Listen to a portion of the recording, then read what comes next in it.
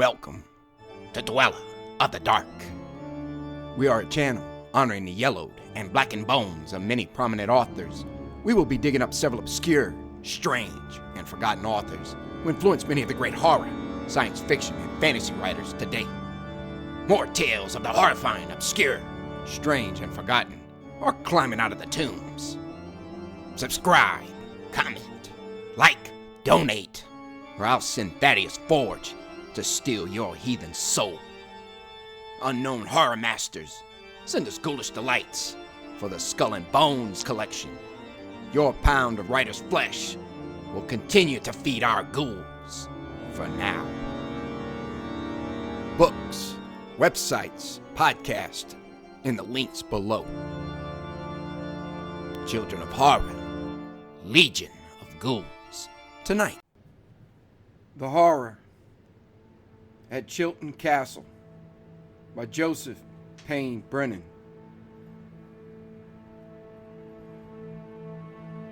I had decided to spend a leisurely summer in Europe, concentrating, if at all, on genealogical research.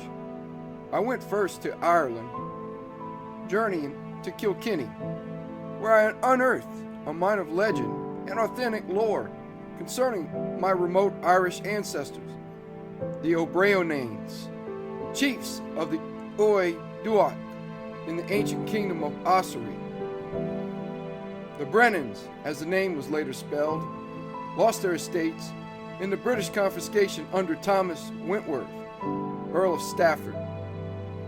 The thieving Earl, I am happy to report, was subsequently beheaded in the Tower. From Kilkenny, I traveled to London and then to Chesterfield in search of maternal ancestors, the Holborns, Wilkersons, Searles, etc.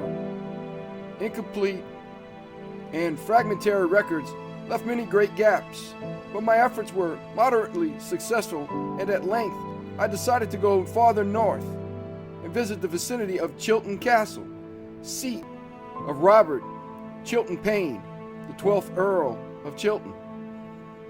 My relationship to the Chilton Paynes was a most distant one, and yet there existed a tenuous thread of past connection, and I thought it would amuse me to glimpse the castle.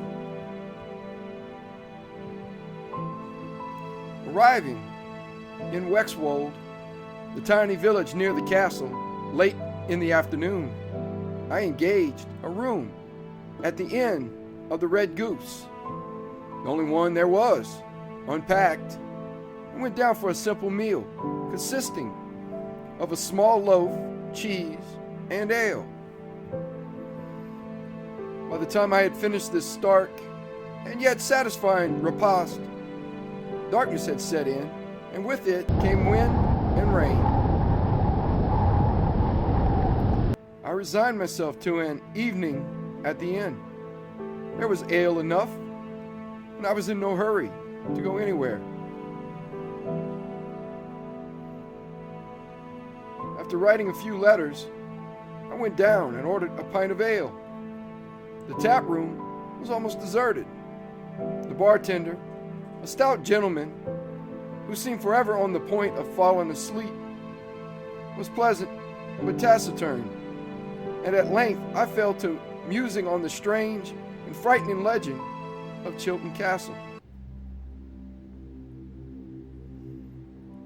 There were variations of the legend, and without doubt, the original tale had been embroidered down through the centuries, but the essential outline of the story concerned a secret room somewhere in the castle.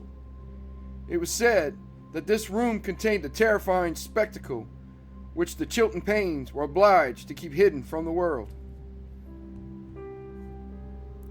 Only 3 persons were ever permitted to enter the room: the presiding Earl of Chilton, the Earl's male heir, and one other person designated by the Earl. Ordinarily, this person was the factor of Chilton Castle. The room was entered only once in a generation, within 3 days after the male heir came of age. He was conducted to the secret room by the Earl and the Factor. The room was then sealed and never opened again until the heir conducted his own son to the grisly chamber. According to the legend, the heir was never the same person again after entering the room. Invariably, he would become somber and withdrawn. His countenance would acquire a brooding, apprehensive expression which nothing could long dispel. One of the earlier Earls of Chilton had gone completely mad and hurled himself from the turrets of the castle. Speculation about the contents of the secret room had continued for centuries. One version of the tale described the panic-stricken flight of the Gowers, with armed enemies hot on their flagging heels. Although there had been bad blood between the Chilton Paynes and the Gowers, in their desperation, the Gowers begged for refuge at Chilton Castle. The Earl gave them entry, conducted them to a hidden room, and left with a promise that they would be shielded from their pursuers. The Earl kept his promise. The Gowers' enemies were turned away from the castle, their murderous plans unconsummated. The Earl, however, simply left the Gowers in the locked room to starve to death. The chamber was not opened until 30 years later, when the Earl's son finally broke the seal. A fearful sight met his eyes. The Gowers had starved to death slowly, and at the last, judging by the appearance of the mingled skeletons, had turned to cannibalism. Another version of the legend indicated that the secret room had been used by medieval earls as a torture chamber. It was said that the ingenious instruments of Payne were yet in the room, and that these lethal apparatuses still clutched the pitiful remains of their final victims, twisted fearfully in their last agonies. A third version mentioned one of the female ancestors of the Chilton Paynes, Lady Susan Glanville, who had reputedly made a pact with the devil. She had been condemned as a witch, but had somehow managed to escape the stake. The date and even the manner of her death were unknown, but in some vague way, the secret room was supposed to be connected with it. As I speculated on these different versions of the gruesome legend, the storm increased in intensity. Rain drummed steadily against the leaded windows of the inn, and now I could occasionally hear the distant mutter of thunder. Glancing at the rain-streaked panes, I shrugged and ordered another pint of ale. I had the fresh tankard halfway to my lips when the tap room door burst open, letting in a blast of wind and rain. The door was shut, and a tall figure, muffled to the ears in a dripping greatcoat, moved to the bar. Removing his cap, he ordered a brandy.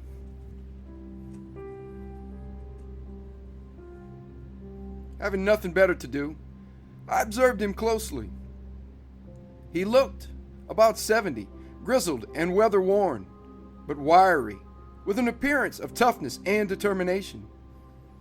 He was frowning, as if absorbed in thinking through some unpleasant problem, yet his cold blue eyes inspected me keenly for a brief but deliberate interval. I could not place him in a tidy niche. He might be a local farmer, and yet I did not think that he was.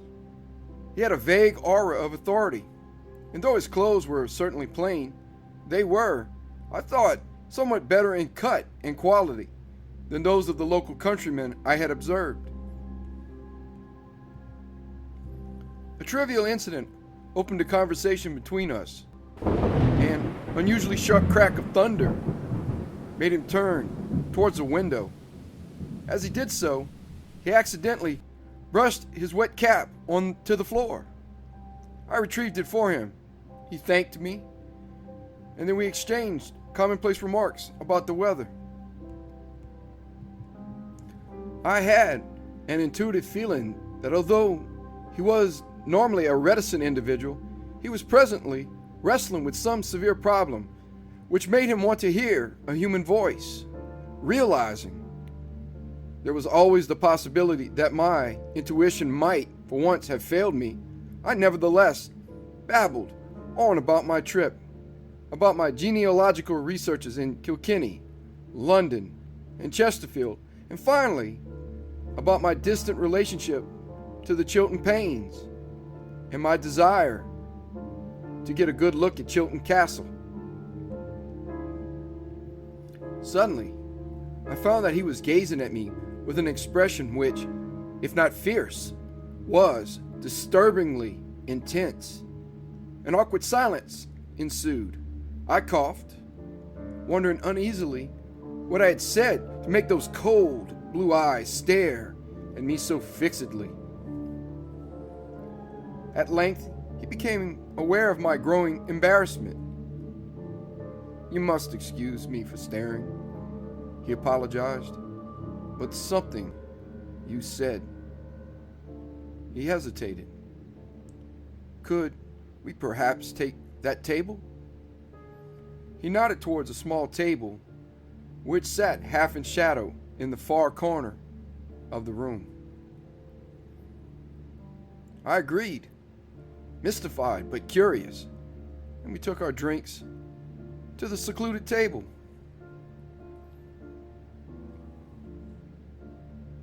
He sat frowning for a minute, as if uncertain how to begin. Finally, he introduced himself as William Cowith. I gave him my name, and still he hesitated. At length, he took a swallow of brandy and then looked straight at me. "I am," he stated, "the factor at Chilton Castle." I surveyed him with surprise and renewed interest. "What an agreeable coincidence!" I exclaimed. "Then perhaps tomorrow you could arrange for me to have a look at the castle?" He seemed scarcely to hear me. Yes, of course," he replied absently. Puzzled and a bit irritated by his air of detachment, I remained silent.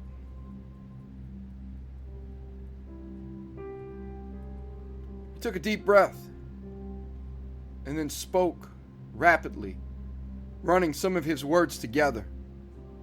"Robert Chilton Payne, the 12th Earl of Chilton, was buried in the family vaults 1 week ago. Frederick, the young heir and now 13th Earl, came of age just 3 days ago. Tonight it is imperative that he be conducted to the secret chamber." I gaped at him in incredulous amazement. For a moment, I had an idea that he had somehow heard my interest in Chilton Castle and was merely pulling my leg for amusement, in the belief that I was the greenest of gullible tourists. But there could be no mistaking his deadly seriousness.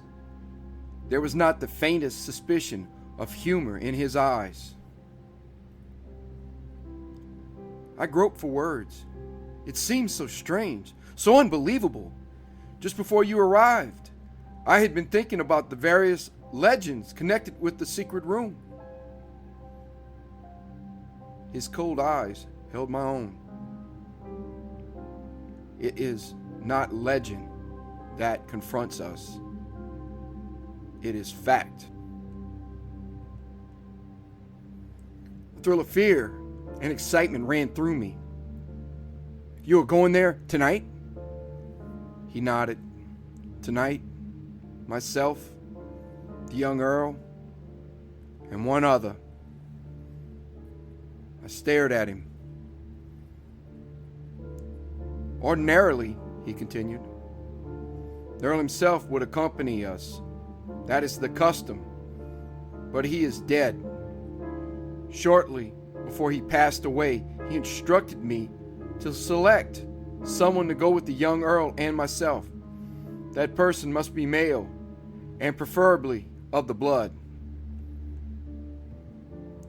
I took a deep drink of ale and said not a word. He continued, besides the young Earl, there is no one at the castle save his elderly mother, Lady Beatrice Chilton, and an ailing aunt. Who could the Earl have had in mind? I inquired cautiously. The factor frowned. There are some distant male cousins residing in the country. I have an idea, he thought, at least one of them might appear for the obsequies, but not one of them did. That was most unfortunate, I observed. Extremely unfortunate. And I am therefore asking you, as one of the blood, to accompany the young Earl and myself to the secret room tonight. I gulped like a bumpkin. Lightning flashed against the windows, and I could hear rain swishing along the stones outside. When feathers of ice stopped fluttering in my stomach, I managed a reply. But that is, my relationship is so very remote. I am of the blood by courtesy only, you might say. The strain in me is so very diluted. He shrugged.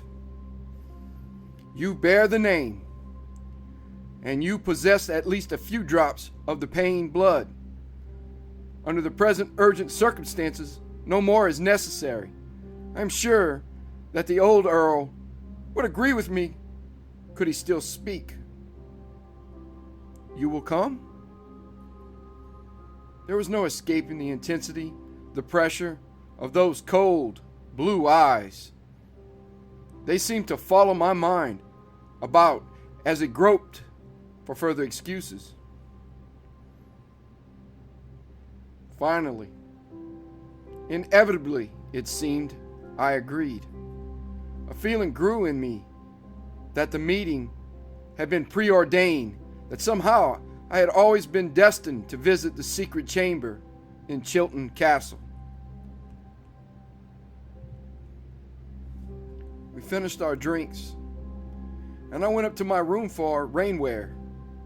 When I descended, suitably attired for the storm, the obese bartender was snoring on his stool, in spite of savage crashes of thunder, which had now become almost incessant.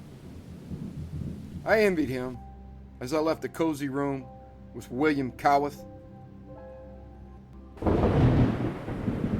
Once outside, my guide informed me that we would have to go on foot to the castle.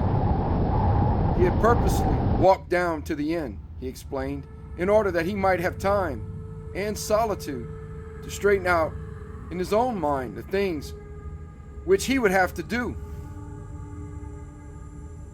The sheets of heavy rain, the strong wind, and the roar of thunder made conversation difficult. I walked, Indian fashion, behind the factor, who took enormous strides and appeared to know every inch of the way in spite of the darkness. We walked only a short distance down the village street and then struck into a side road, which very soon dwindled to a footpath made slippery and treacherous by the driving rain. Abruptly, the path began to ascend. The footing became more precarious. It was at once necessary to concentrate all one's attention on one's feet. Fortunately, flashes of lightning were frequent. It It seemed to me that we had been walking for an hour. Actually, I suppose it was only a few minutes when the factor finally stopped. I found myself standing beside him on a flat, rocky plateau. He pointed up an incline which rose before us. "Chilton Castle," he said. For a moment, I saw nothing in the unrelieved darkness. Then the lightning flashed. Beyond, high battlemented walls, fissured with age, I glimpsed a great, square Norman castle with 4 rectangular corner towers, pierced by narrow window apertures which looked like evil slitted eyes. The huge, weathered pile was half covered by a mantle of ivy which appeared more black than green. "It looks incredibly old," I commented. William Coworth nodded. It was begun in 1122 by Henry D. Montargis. Without another word, he started up the incline. As we approached the castle wall, the storm grew worse. The slanting rain and powerful wind now made speech all but impossible. We bent our heads and staggered upwards. When the wall finally loomed in front of us, I was amazed at its height and thickness. It had been constructed, obviously, to withstand the best siege guns and battering rams which its early enemies could bring to bear on it. As we crossed a massive timbered drawbridge, I peered down into the black ditch of a moat, but I could not be sure whether there was water in it. A low, arched gateway gave access through the wall to an inner cobblestone courtyard. This courtyard was entirely empty, save for rivulets of rushing water. Crossing the cobblestones with swift strides, the factor led me to another arched gateway and yet another wall. Inside was a second, smaller yard, and beyond spread the ivy-clutched base of the ancient keep itself. Traversing a darkened, stone-flagged passage, we found ourselves facing a ponderous door, age-blackened oak, reinforced with pitted bands of iron. The factor flung open this door, and there before us was the great hall of the castle. 4 long, hand-hewn tables with their accompanying benches stretched almost the entire length of the hall. Metal torch brackets, stained with age, were affixed to sculptured stone columns which supported the roof. Ranged around the walls were suits of armor, heraldic shields, halberds, pikes, and banners, the accumulated trophies and prizes of bloody centuries, when each castle was almost a kingdom unto itself. In flickering candlelight, which appeared to be the only illumination, the grim array was eerily impressive. William Coworth waved a hand. The holders of Chilton lived by the sword for many centuries. Walking the length of the great hall, he entered another dim passageway. I followed silently. As we strode along, he spoke in a subdued voice. Frederick, the young heir, does not enjoy robust health. The shock of his father's death was severe, and he dreads tonight's ordeal, which he knows must come. Stopping before a wooden door embellished with a carved fleur-de-lis and metal scrollwork, he gave me a shadowed, enigmatic glance and then knocked. Someone inquired who was there, and he identified himself. Presently, a heavy bolt was lifted, and the door opened. If the Chilton Paynes had been stubborn fighters in their day, the warrior blood appeared to have become considerably diluted in the veins of Frederick, the young heir and now 13th Earl. I saw before me a thin, pale-complexioned young man whose dark, sunken eyes looked haunted and fearful. His dress was both theatrical and anachronistic. A dark, green velvet coat and trousers, a green satin waistband, flounces of white lace at neck and wrist. He beckoned us in, as with reluctance, and closed the door.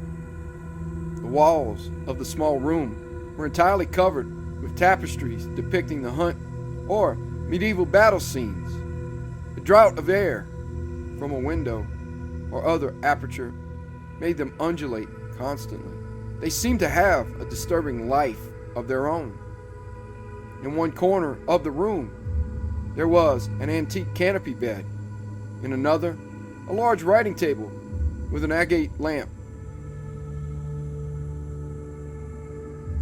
After a brief introduction, which included an explanation of how I came to be accompanying them, the factor inquired if his lordship was ready to visit the chamber. Although he was wan in any case, Frederick's face now lost every last trace of color. He nodded, however, and preceded us into the passage. William Cowith led the way. The young Earl followed him, and I brought up the rear. At the far end of the passage, the factor opened the door of a cobwebbed supply room. Here, he secured candles, chisels, a pick, and a sledgehammer. After packing these into a leather bag, which he slung over one shoulder, he picked up a faggot torch, which lay on one of the shelves in the room. He lit this, then waited while it flared into a steady flame. Satisfied with this illumination, he closed the room and beckoned for us to continue after him. Nearby was a descending spiral of stone steps. Lifting his torch, the factor started down. We trailed after him wordlessly.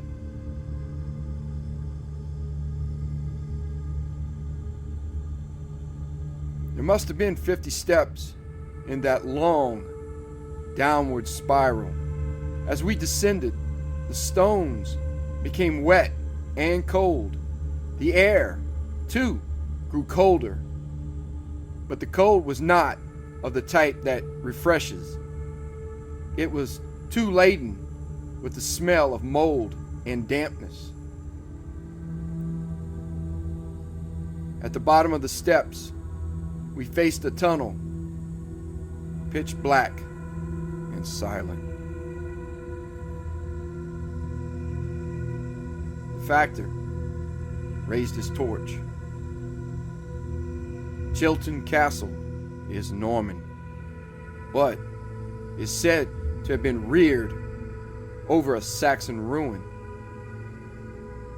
It is believed that the passageways in these depths were constructed by the Saxons. He peered, frowning, into the tunnel, or by some still earlier folk.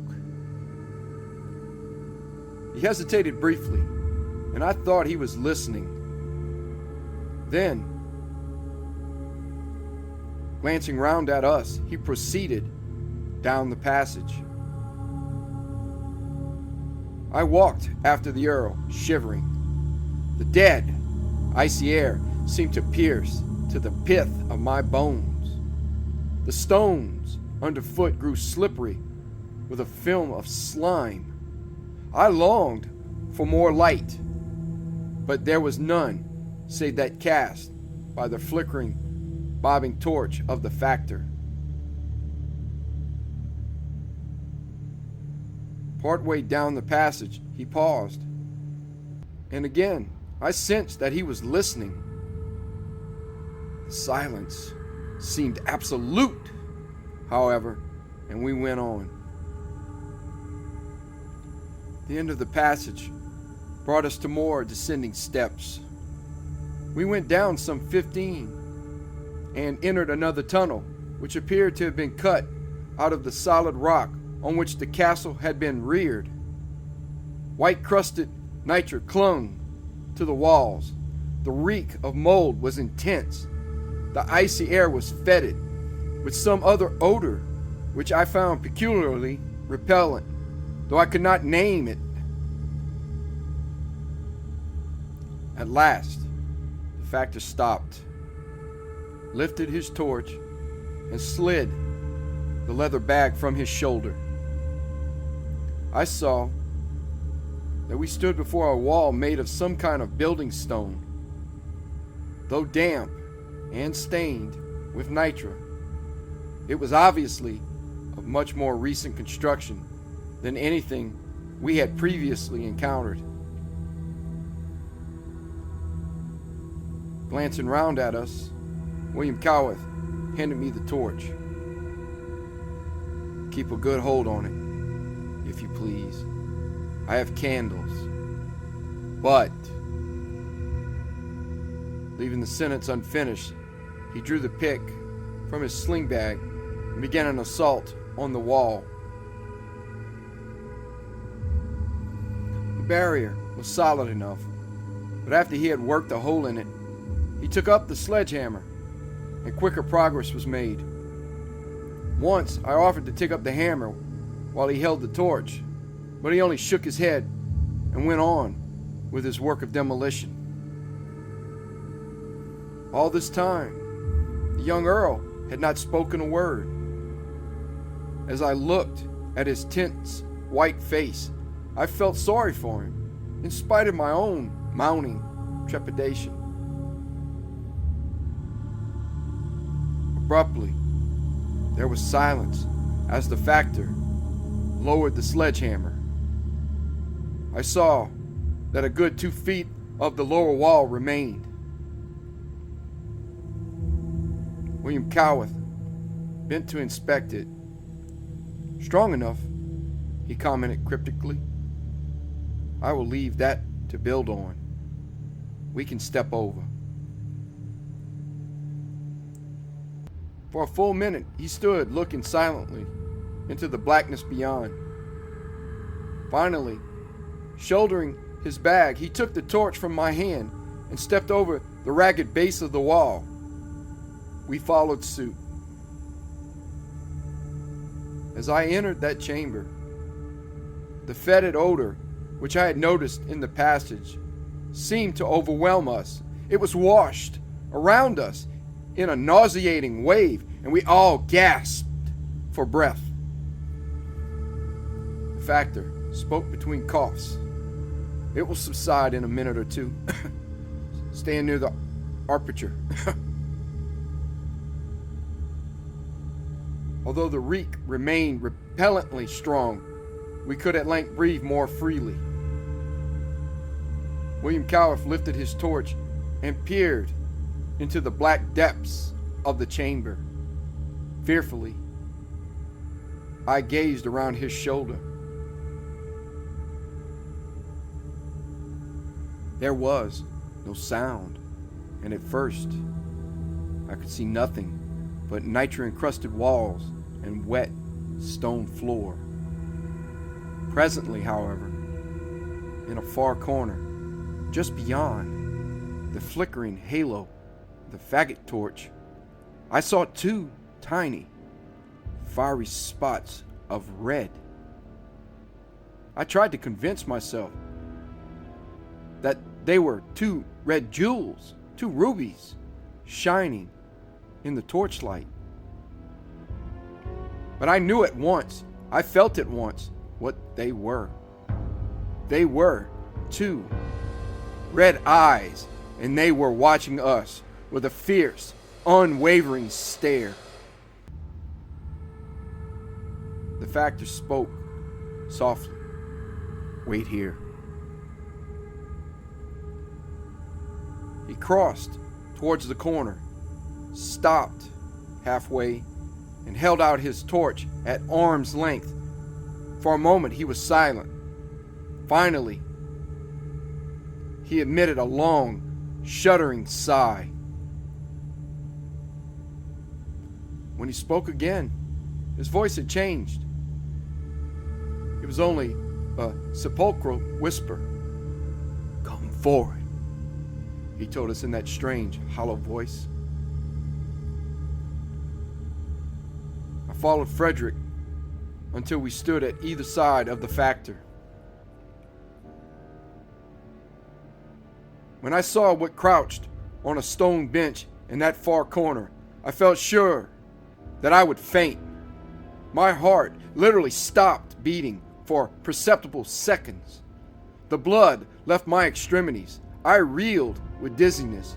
I might have cried out, but my throat would not open. The entity which rested on that stone bench was like something that had crawled up out of hell.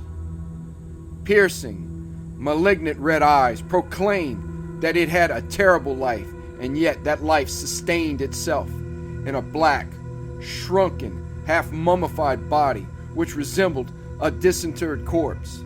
A few mouldy rags clung to the cadaver-like frame. Wisps of white hair sprouted out of its ghastly gray-white skull.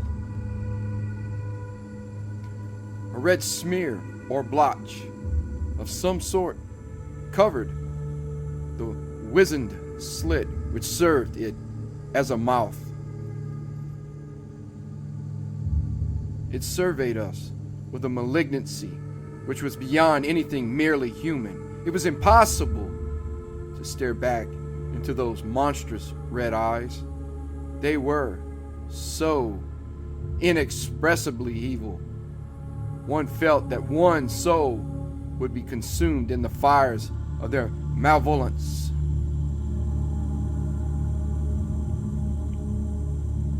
Glancing aside, I saw that the factor was now supporting Frederick.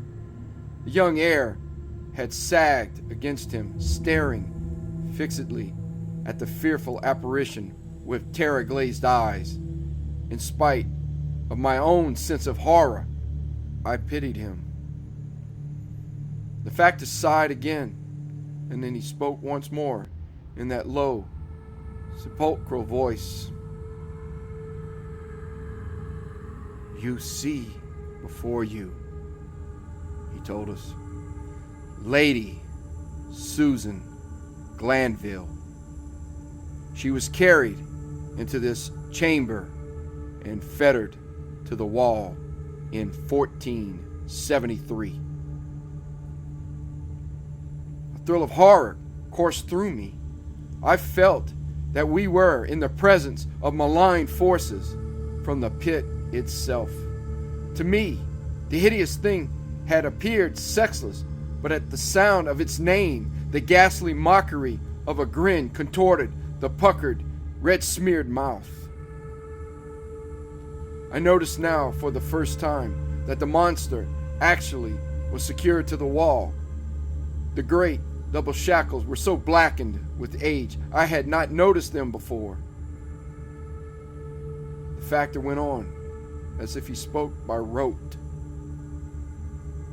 Lady Glanville was a maternal ancestor of the Chilton Paynes. She had commerce with the devil. She was condemned as a witch, but escaped the stake. Finally, her own people forcibly overcame her. She was brought in here, fettered, and left to die.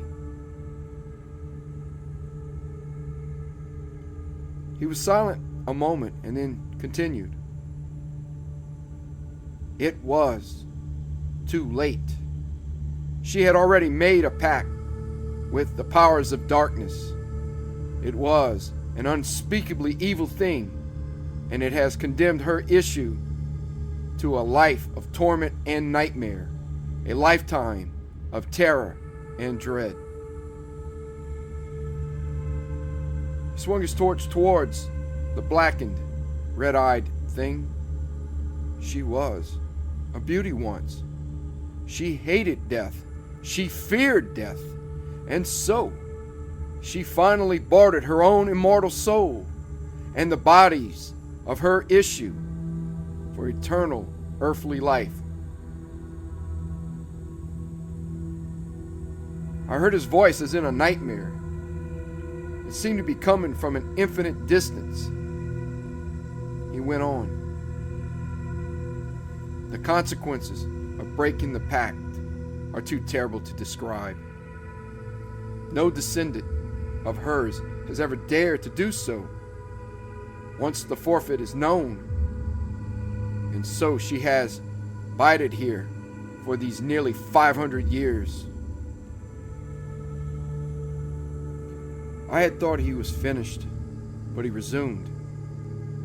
Glancing upwards, he lifted his torch towards the roof of that accursed chamber.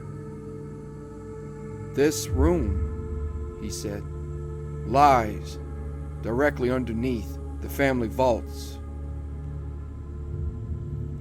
Upon the death of the Earl, the body is ostensibly left in the vaults. When the mourners have gone, however, the false bottom of the vault is thrust aside and the body of the Earl is lowered into this room. Looking up, I saw the square rectangle of a trap door above. The factor's voice now became barely audible. Once, every generation, Lady Glanville feeds on the corpse of the deceased Earl. It is a provision of that unspeakable pact which cannot be broken. I knew now, with a sense of horror utterly beyond description, whence came that red smear on the repulsive mouth of the creature before us. As if to confirm his words, the factor lowered his torch until its flame illuminated the floor at the foot of the stone bench where the vampiric monster was fettered. Strewn about the floor were the scattered bones and skull of an adult male, red with fresh blood. And at some distance were other human bones, brown and crumbling with age. At this point, Frederick began to scream. His shrill, hysterical cries filled the chamber. Although the factor shook him roughly, his terrible shrieks continued, terror-filled, nerve-shaking. For moments, the corpse-like thing on the bench watched him with its frightful red eyes.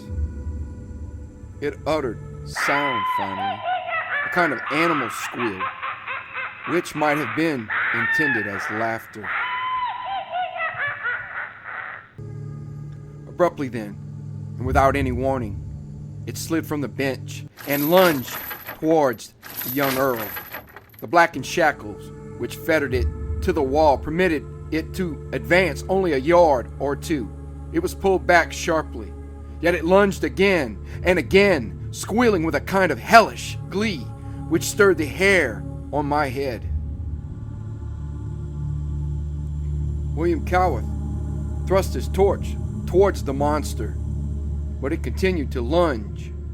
At the end of its fetters, the nightmare room resounded with the Earl's screams and the creature's horrible squeals of bestial laughter. I felt that my own mind would give way unless I escaped from that anteroom of hell. For the first time, during an ordeal which would have sent any lesser man fleeing for his life and sanity, the iron control of the factor appeared to be shaken. He looked beyond the wild, lunging thing towards the wall where the fetters were fastened. I sensed what was in his mind. Would those fastenings hold after all these centuries of rust and dampness?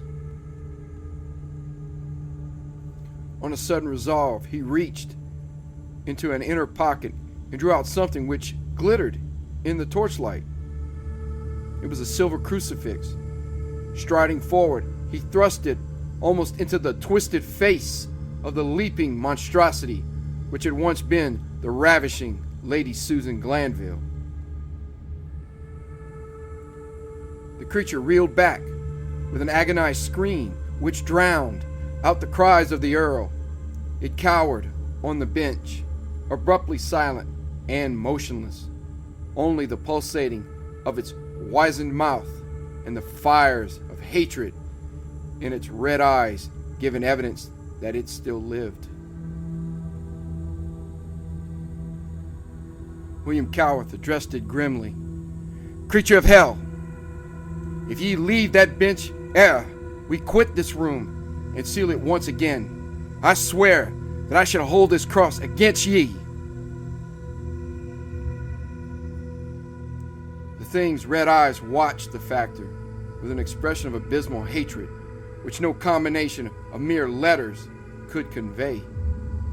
They actually appeared to glow with fire, and yet I read in them something else: fear. I suddenly became aware that silence had descended on that room of the damned. It lasted only a few moments.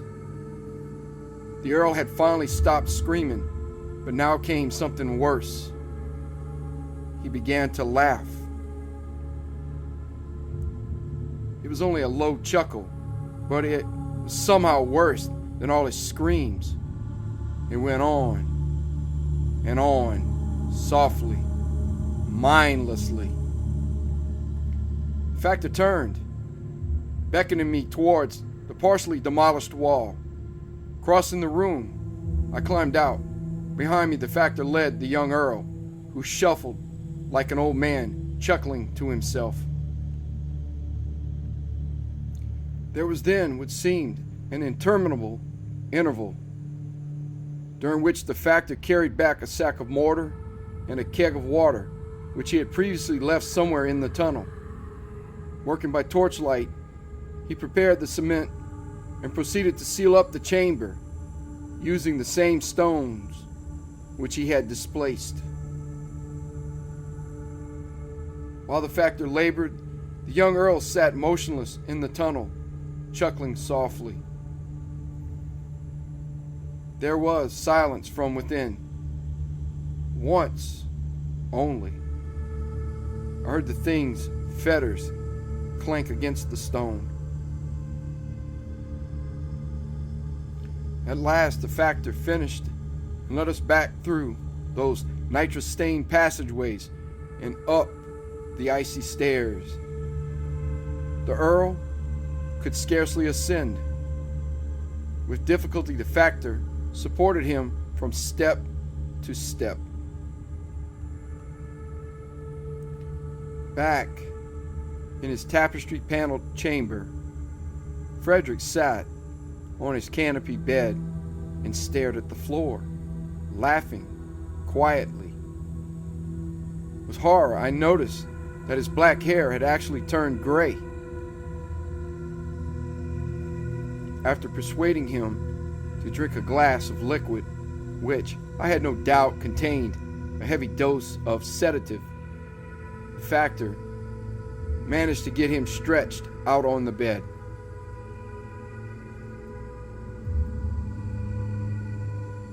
William Cowarth then led me to a nearby bedchamber.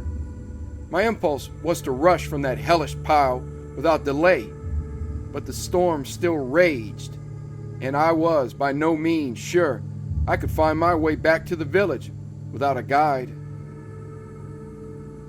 The factor shook his head sadly. I fear his lordship is doomed to an early death. He was never strong, and tonight's events may have deranged his mind, may have weakened him beyond hope of recovery. I expressed my sympathy and horror. The factor's cold blue eyes held my own. It may be, he said, that in the event of the young Earl's death, you, yourself, might be considered, he hesitated, might be considered, he finally concluded, as one somewhat in line of succession. I wanted to hear no more.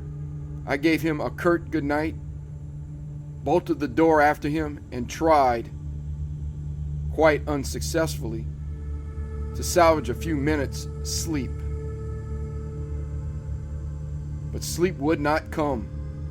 I had feverish visions of that red-eyed thing in the sealed chamber, escaping its fetters, breaking through the wall and crawling up those icy, slime-covered stairs.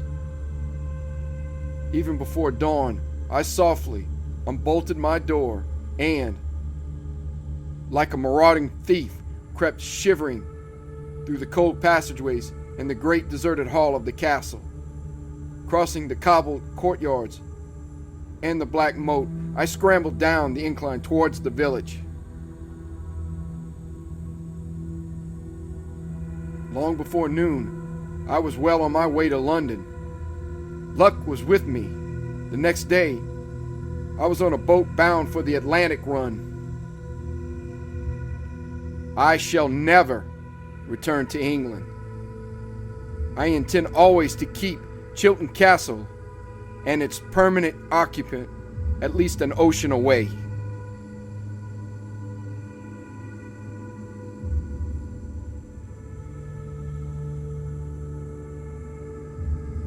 Thank you for listening.